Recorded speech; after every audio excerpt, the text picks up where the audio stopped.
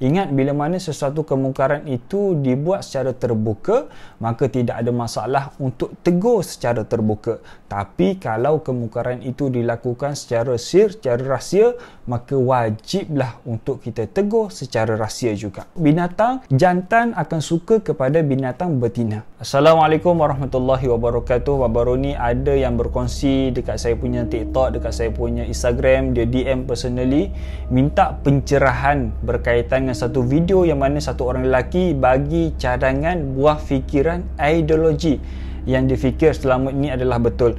Okey, sebelum tu jom kita tengok dulu.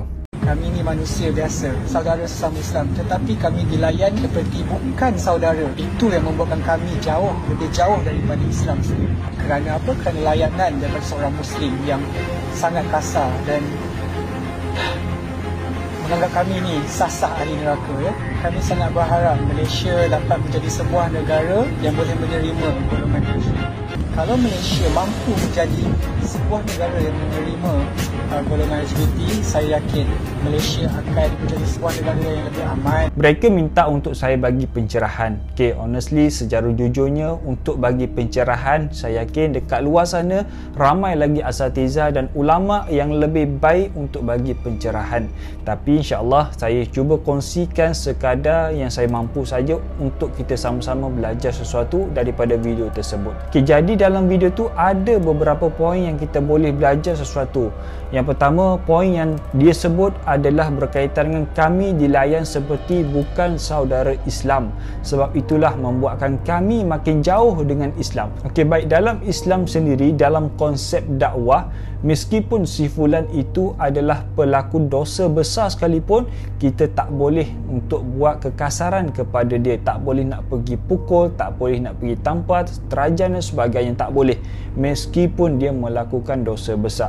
Hatta kita nak buat perkara-perkara yang haram kepada dia pun tidak dibolehkan dalam Islam. Bahkan kalau kita buat perkara yang haram pun, kita melakukan tersebut hukumnya haram. Sebab itulah dalam Islam, perkara yang salah macam mana pun tetap akan jadi salah.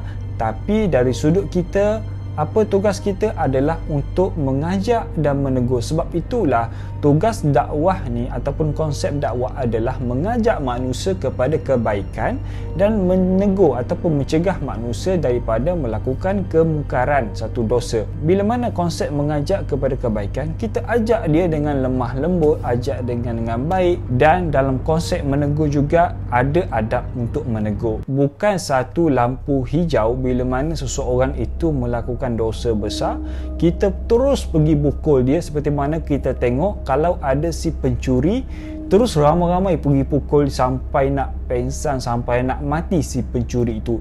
Dosa tetap dosa, salah tetap salah.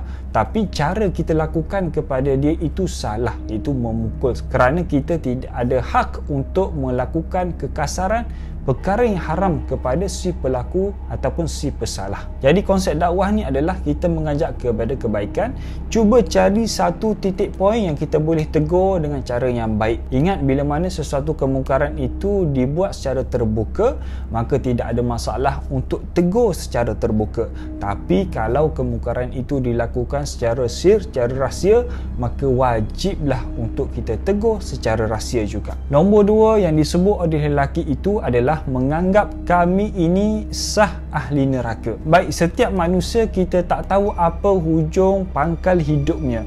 Adakah kematian itu kepada kebaikan ataupun sebaliknya? Akan tetapi Allah dan Rasul telah pun bagi tahu kepada kita, telah pun bagi tahu kepada manusia yang lain, barang siapa melakukan sesuatu maka dia akan dapat sesuatu.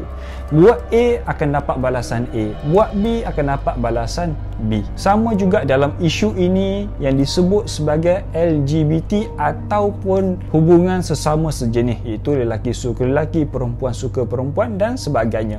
Maka di sini Allah telah pun nyatakan dengan sangat jelas yang mana hukum perbuatan itu adalah haram dan dimurkai oleh Allah Subhanahu wa taala. Contoh yang paling dekat, yang paling masyhur dalam kalangan kita adalah bagaimana berlaku kepada umat Nabi Lut alaihi salam.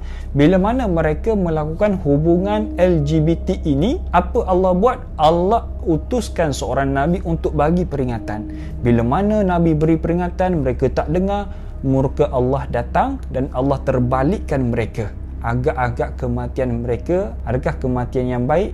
Sudah tentu tidak, kerana Allah sangatlah murka kepada mereka. Sama juga dengan kita pada hari ini, semua orang telah pun makruf, semua orang telah pun tahu yang lelaki kena suka perempuan, perempuan kena suka lelaki. Tidak ada hubungan sejenis, kerana ikut hukum alam. Tengok binatang sendiri pun, maaf saya sebut, binatang jantan akan suka kepada binatang betina. Sama juga dengan kita, ikut hukum alam, kita kena suka kepada perempuan dan perempuan kena suka kepada lelaki. Lalu kita dah tahu Allah sangat murka kepada mereka melakukan hubungan sejenis ataupun LGBT. Lalu bila mana Allah dah murka, Allah dah pun marah, di manakah tempat kita di akhirat nanti? Adakah syurga ataupun neraka? Allah sangat murka. Dan poin nombor 3 yang disebut oleh lelaki itu adalah harap Malaysia boleh terima LGBT dan Malaysia akan jadi satu negara yang aman. Ini sesuatu yang mustahil untuk kita terima, kerana agama rasmi Malaysia adalah agama Islam. Dalam Islam dengan sangat jelas Allah dah bagi larangan kepada hubungan sejenis, hubungan LGBT. Sangat-sangat jelas. Dan mustahil Malaysia ini boleh menjadi satu negara yang aman kalau kita terima LGBT, kerana LGBT itu sendiri telah pun melawan hukum alam. Jadi itu yang disebut oleh lelaki ini. Jadi kesimpulan dia, nak bagi pendapat tidak ada masalah, nak bagi cadangan tidak ada masalah, nak lontarkan ideologi pun tidak ada masalah. Yang bermasalah bila mana kita lontarkan pandangan, kita bagi cadangan, tidak disertakan dengan dua ini, Al-Quran, hadis, tambah satu lagi, ulama. Tak kisahlah orang nak kata apa dekat kita, orang nak perli kita, orang nak maki kita, tapi seandainya kita berlandaskan tiga ini, Al-Quran, hadis dan ulama, kita tak tinggal, maka apa jua yang kita buat, insya-Allah kita akan dapat redha Allah Subhanahu wa taala.